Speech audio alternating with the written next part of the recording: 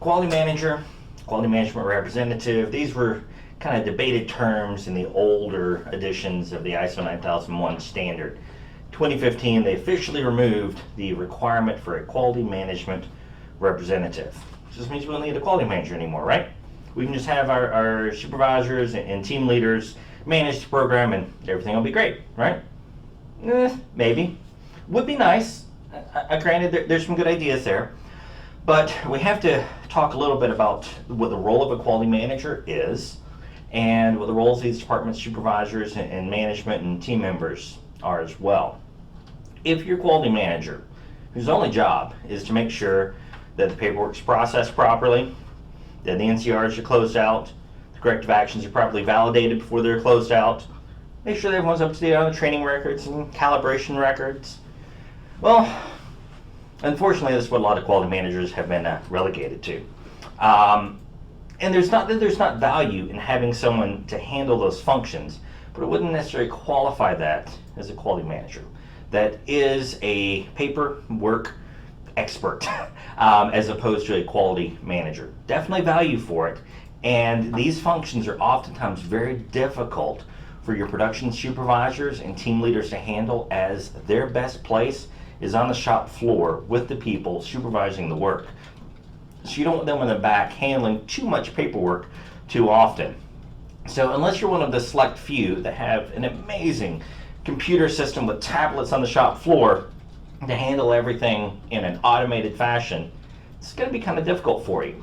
So unfortunately, this is where the quality management representative really kind of held a good position under some of the older ways of thinking.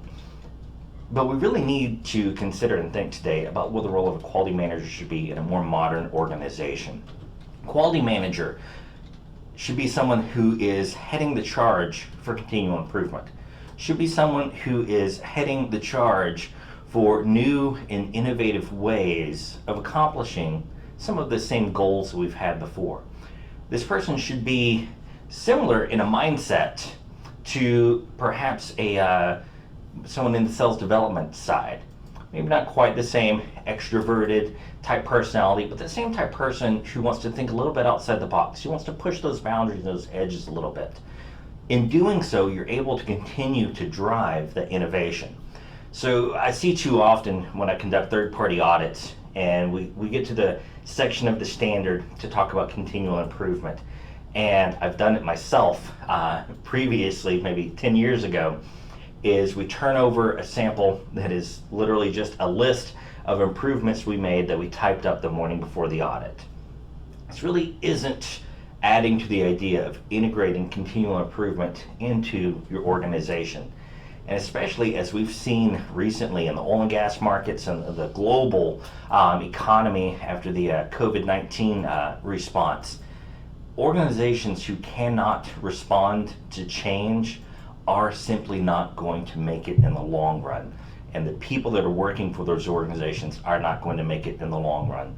And I'll tell you, the companies that I'm seeing today, as this video is being recorded, just weeks after the start of the lift from the shutdown from COVID-19, is the teams that are doing the best are the ones where they have a qualified and competent quality manager in place whose job far exceeds a glorified paperwork expert. But they're someone who's truly integrated into the business and integrated into the idea of continual improvement to advance and grow their organization.